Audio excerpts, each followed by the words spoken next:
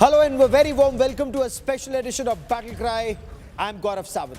From Operation Sindoor, where India bombed more than 13 Pakistani Air Force bases and radar stations, to Operation Rising Lion, to Operation Midnight Hammer, air power is the name of the game. The Pentagon in the United States of America has shared extensive details and new details about the use of the 30,000-pound GBU-57B massive ordnance penetrators, or the MOP bunker buster bombs that were used in the recent airstrikes on Iranian nuclear bases at Fordow, at Natanz in Iran. And of course, the use of close to 30 Tomahawk cruise missiles at the Isfahan nuclear facility in Iran. The US has said that the plans to bomb Iran's nuclear bases were actually in the works for close to a decade and a half, 15 years in the works. Their main target was buried deep inside the mountains, Iran's enrichment facility at Fordow. In fact, analysts in the US say that the GBU-57 was actually designed with facilities like Fordow in mind. So the chairman of the Joint Chiefs of Staff, US Air Force, General Dan Kane, for the first time has come out and given details, extensive details about the use and deployment of the GBU-57Bs in Iran. Not just that, US President Donald Trump, he gave details of the B-2 stealth bombers dropping 12 MOPs on Fordow and another 2 on an underground portion of the Iranian nuclear facility at Natanz during this mission. Targets on surface at the Iranian nuclear site Isfahan were targeted separately by the Tomahawk land attack cruise missiles launched from a US Navy submarine. So US President Donald Trump insists the B-2 bombers flew in undetected. The precision strikes by 12 GBU-57 bombs inside the shaft at Fordow, it completely obliterated it. Let's listen in to the US President and Secretary of Defense Pete Hegseth. I'll get you more on this big story. This is also Iran made the statement, and it's also, if you read the document that was given, that Pete can talk about if you'd like, the document said it could be very severe damage, but they didn't take that. They said it could be limited or it could be very severe. They really didn't know, other than to say it could be limited or it could be very, very severe. And you didn't choose to put that because it was very early after. Since then, we've collected additional intelligence. We've also spoken to people who have seen the site, and the site is obliterated. The battle damage assessment is ongoing, but our initial assessment, as the chairman said, is that all of our precision munitions struck where we wanted them to strike and had the desired effect, which means especially in Fordow, which was the primary target here, we believe we achieved destruction of capabilities there. It took a great deal of precision. It involved misdirection and the highest of operational security. Our B-2s went in and out of downtown Tehran, of these nuclear sites, in and out and back without the world knowing at all. And let's also cut across and listen in to General Dan Kane, chairman of the US Joint Chiefs of Staff, explaining how these operations were planned down to the last detail, how the GBU-57s and 12 of them with fuses to detonate at different times, at different depths, how they went and did the job that they were tasked to do. So on Fordow, in June of 2008, you can see these 3 holes. Depicted here is the main exhaust shaft with 2 additional ventilation shafts on either side. The United States decided to strike these 2 ventilation shafts, seen here on the main graphic, as the primary point of entry into the mission space. In the days preceding the attack against Fordow, the Iranians attempted to cover the shafts with concrete to try to prevent an attack. I won't share the specific dimensions of the concrete cap, but you should know that we know what the dimensions of those concrete caps were. The planners had to account for this. They accounted for everything. The cap was forcibly removed by the first weapon, and the main shaft was uncovered. Weapons 2, 3, 4, 5 were tasked to enter the main shaft, move down into the complex at greater than 1,000 feet per second and explode in the mission space. Weapon number 6 was designed on each side, so there were 6 on each side. Weapons number 6 was designed as a flex weapon to allow us to cover if one of the preceding jets or one of the preceding weapons did not work. A bomb has 3 effects that causes damage: blast, fragmentation, and overpressure. In this case, the primary kill mechanism in the mission space was a mix of overpressure and blast ripping through the open tunnels and destroying critical hardware. The majority of the damage we assessed based on our extensive modeling was a blast layer combined with the impulse extending from the shock. Imagine what this looks like 6 times over.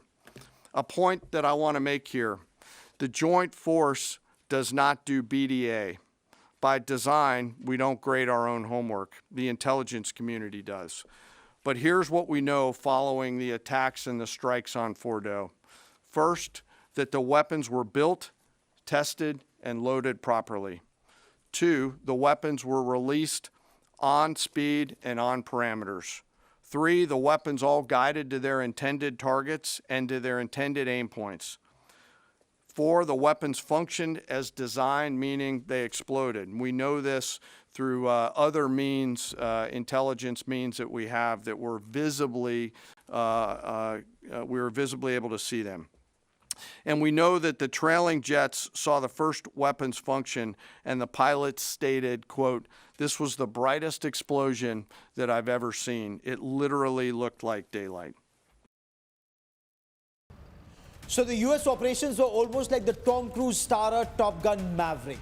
Similar plot, American Navy pilots in that instance going to bomb the nuclear base in Iran. And in this instance, let me tell you a little more about the GBU-57Bs, the 30,000 pound weapons dropped only by the B-2 stealth bombers. So each aircraft can carry 2 of these 30,000 pound bombs. The massive ordnance penetrator, the MOP, has 3 parts. It has the steel, the explosive, and the fuse. For the Fordow operation, each bomb had the fuse primed to trigger the explosive at a different depth level. The fuse was programmed in each weapon to achieve a particular target and a particular effect at the target.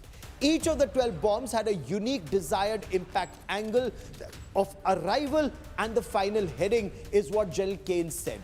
So what was the target? A pair of ventilation shafts with their opening above the ground. They were the primary targets, quite like the Top Gun. So let me now tell you a little more about the B-2 Spirit bombers. According to the United States, the B-2 Spirit is a multi-role bomber capable of delivering both conventional and nuclear munition. It brings massive firepower. It can deliver 2 GBU-57 bombs anywhere across the world. You may have the best air defense system, but this, the Americans very proudly say, is a stealth bomber, nearly invisible on radar. It has stealth characteristics. It gives it unique ability to penetrate an enemy's perhaps the most sophisticated air defenses and threaten its most valued, heavily defended targets, as Iran will now verify. The capability to penetrate air defenses and effectively threaten retaliation provides a strong, effective deterrent to combat forces, is what the Americans claim. Now, the B-2 effectiveness was, remember, proven in the past. Operation Allied Force. It was responsible for destroying close to 33% of all Serbian targets. And this had happened, the Americans say, just in the first 8 weeks. They flew non-stop to Kosovo from their home base in Missouri. Then, Operation Enduring Freedom. The B-2s flew one of their longest missions to date, from home base again, Missouri, to Afghanistan and back non-stop, mid-air refueling. The B-2s completed their first ever combat deployment in support of Operation Iraqi Freedom. 22 sorties from forward operating bases at that point of time, 27 sorties straight from the White Man base, Missouri, releasing more than 1.5 million pounds of munition. This is the capability of the B-2 bomber.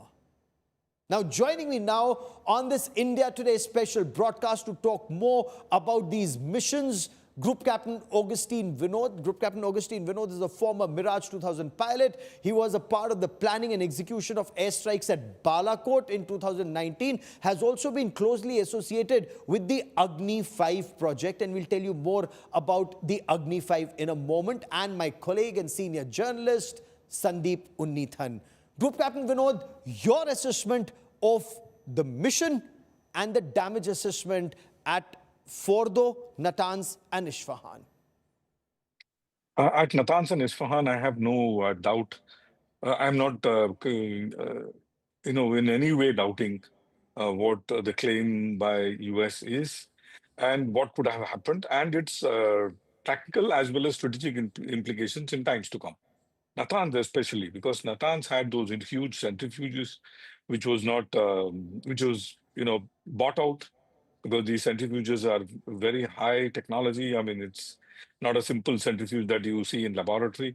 They are extremely precise mission, which equipment, which are designed to take out the heavier elements by centrifugal force, and over few months you get few grams of it coming out.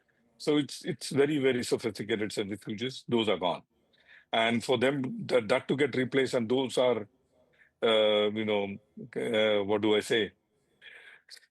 Given by, or probably given by, the Americans and their allies, and some of it were given by Russia.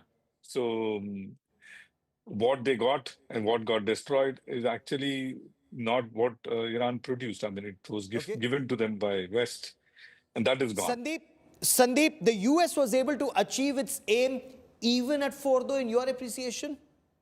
Well, Gaurav, that's what they claim. I mean, if you heard DefSec Pete Hegseth's conference yesterday, they were very emphatic in the fact that they had destroyed it completely, and it was obliterated and annihilated, and all the words that President Donald Trump likes a lot. But, there's another school of thought there in the United States as well, Gaurav, and none other than Seymour Hersh has broken that story. Who broke the story, incidentally, 48 hours before the US actually went in and bombed Fordow, Natanz, and Isfahan. He actually says that the plan all along was not to destroy Fordow, because Fordow was actually so deep underground that they could not even reach it with the GBU-57. And the idea, he says, is to bury the whole facility, cover all the shafts.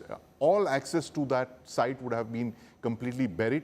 The Iranians would not be able to reach the facilities. It would be literally covered in a gigantic tomb of rock. And, that also kind of fits in with the kind of stories that the NYT and CNN have been putting out, saying that the facility was not completely destroyed.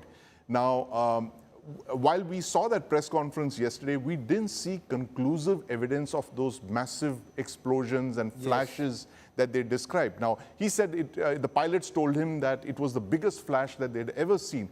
But we don't see those flash. There's no evidence of any of that actually happening. They just gave us a lot of file footage, of old tests of the GBU-57. Yeah, sure, we know that the GBU-57 explodes. It's, 2.5 tons of TNT, special explosives, all of that. But we actually have to see conclusive evidence, Gaurav, of those shattered facilities. We need to see that flash. Why should only the Indian Air Force be asked to provide evidence of strikes that we carry out?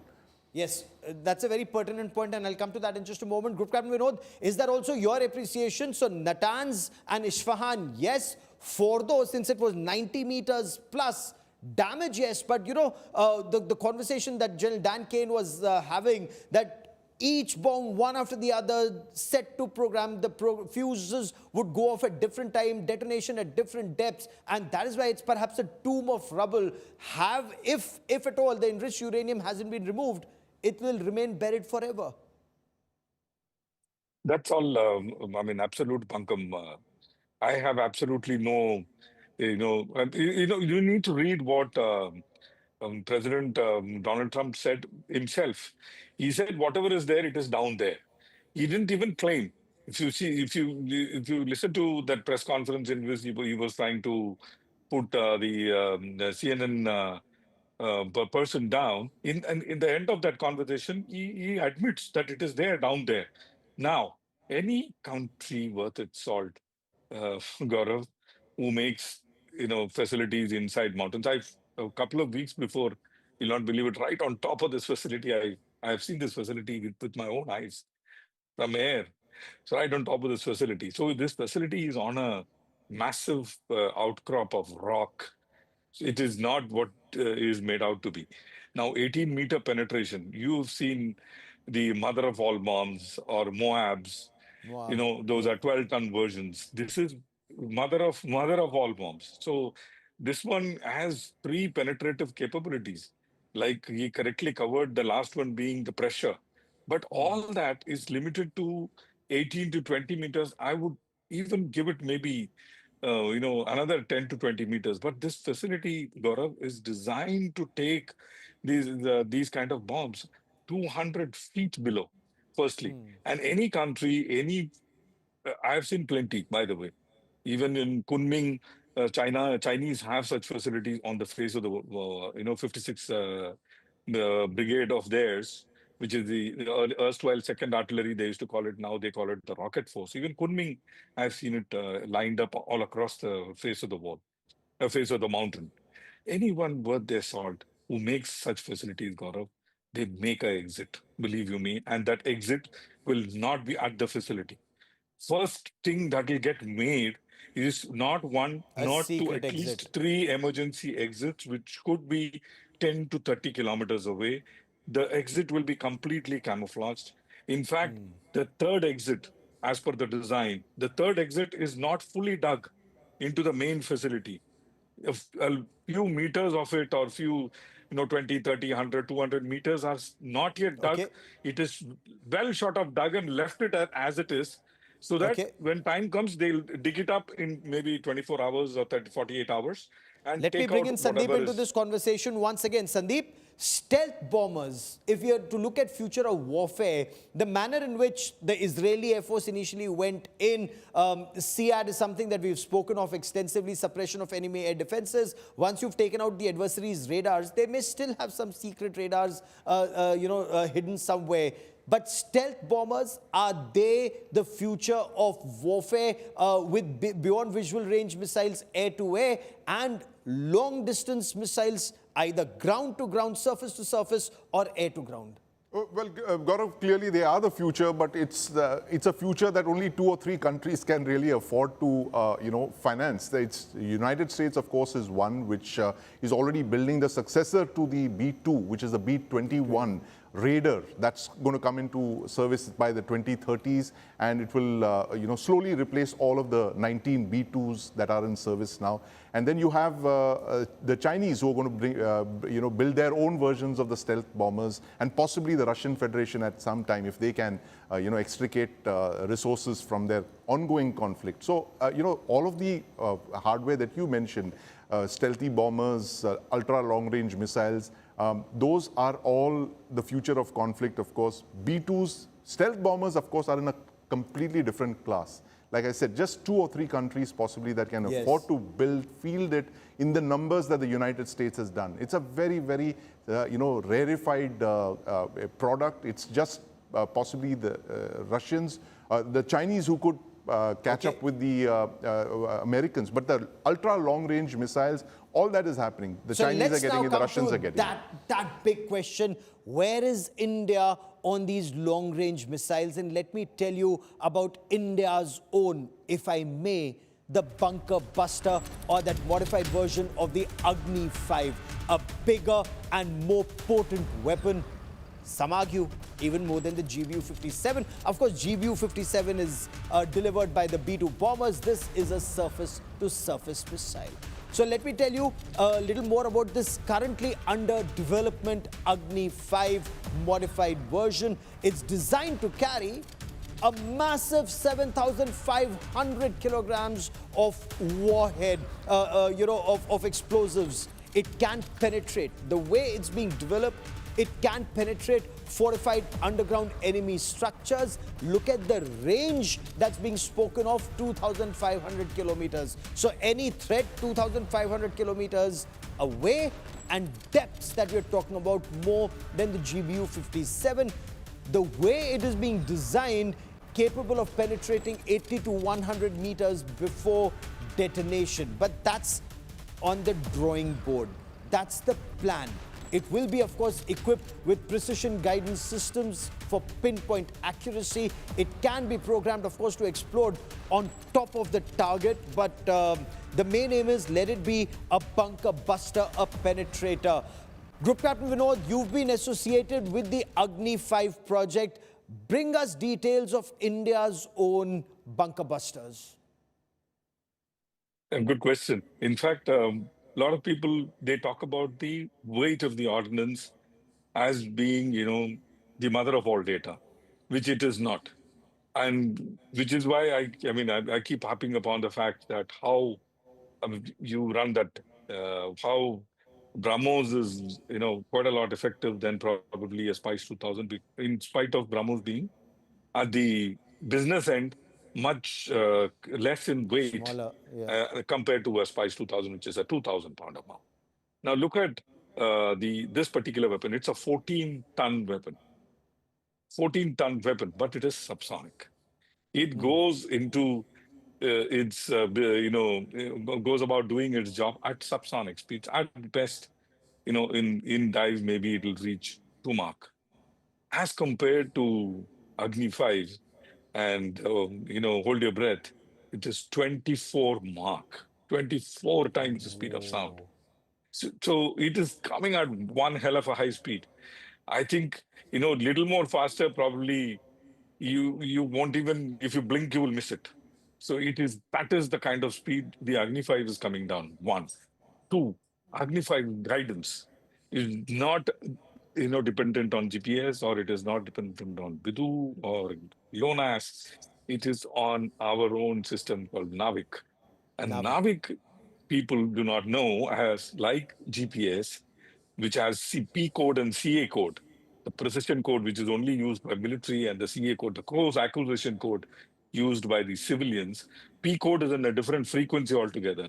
People may argue, Clinton or Obama, someone came and said it won't be jammed and it is as good as P code. It is not. P code frequency itself is different. The receiver is different. Similarly, our Navik, the military code, uses a different set of frequency and a different set of receiver only given to military. That is But tell me this, guidance do we that have a time frame? Do we have a time frame by when would Agni 5 be a part of the system? the beauty about Agni 5 is it is an MIRV. I've been saying this time and time and again. MIRV is like a cruise missile itself. As the warhead re-enters, it splits up. Now it goes into multiple targets. Now, any anti-ballistic missile defense weapon cannot intercept 5 or 10 MIRVs like a cruise missile that going into different targets, maneuvering in laterally and vertically.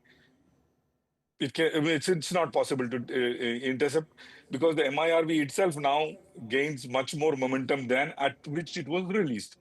Secondly, good thing about MIRV is that the only weapon currently that can take out an MIRV is a directed energy weapon, because no other missile will have the capability to reach an MIRV which is coming at such a high speed, which is why you're seeing the destruction in Tel Aviv and in Beersheba and everywhere else So, in Israel. Sandeep, very clearly, then these become systems like Pakistan had nothing to stop the supersonic cruise missile BrahMos, launched from either ground or the Su-30 MKIs, and especially now that India is very clear that suppression of enemy air defenses first, and then you launch this. Once you have the Agni 5 modified in your system, it's almost like neither Pakistan nor China would have anything that can counter something that's coming at 24 Mach.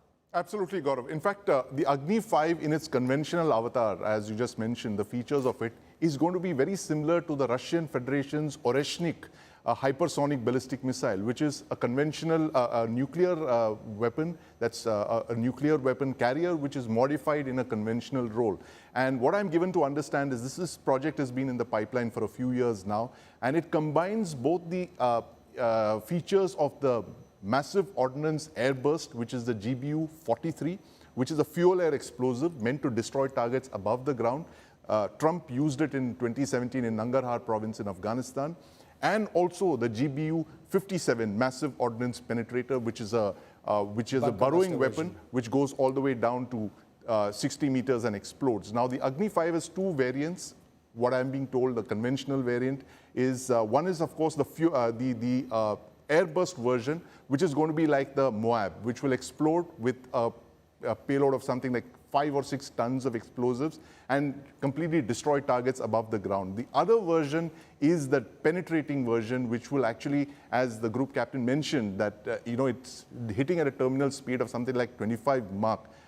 It will go several hundred meters below the ground and explode. That again has a TNT thing of something like 7 tons of high explosive. Now, the massive ordnance penetrator, Gaurav, carries just about 2.5 tons of explosive, right? The weapon itself, the bomb itself is about 11 or 14 tons, but the explosive component of that is very little. It's 2.5 tons. 80% of the MOP's weight is the casing itself, that special steel casing. And the best aspect of this is made in India technology, available to India in the time frame, hopefully when you want it. Last 20 seconds, sir. 20 seconds is all I have. Group Captain Vinod, go on, sir. Agni 5 also has something called an ASAT version, the anti-satellite version, up to 800 kilometers. So any LEO, MEO satellites also it can take out. And it has 5 times the firepower of GBU 57 because of its kinetic velocity. So that is all that we have time for. Group Captain Vinod and Sandeep Punithan, many thanks for joining me. And this, a lesson from Operation Sindoor, made in India weapons to ensure that you win the war and you have the kind of weapons and systems you require in the quantities that you require. That's something that's very important. Atmanirbhar Bharat in defense is essential to win future wars. That is all I have for you on this special edition of Battle Cry. Many thanks for watching. News and updates continue on India Today. Stay with us.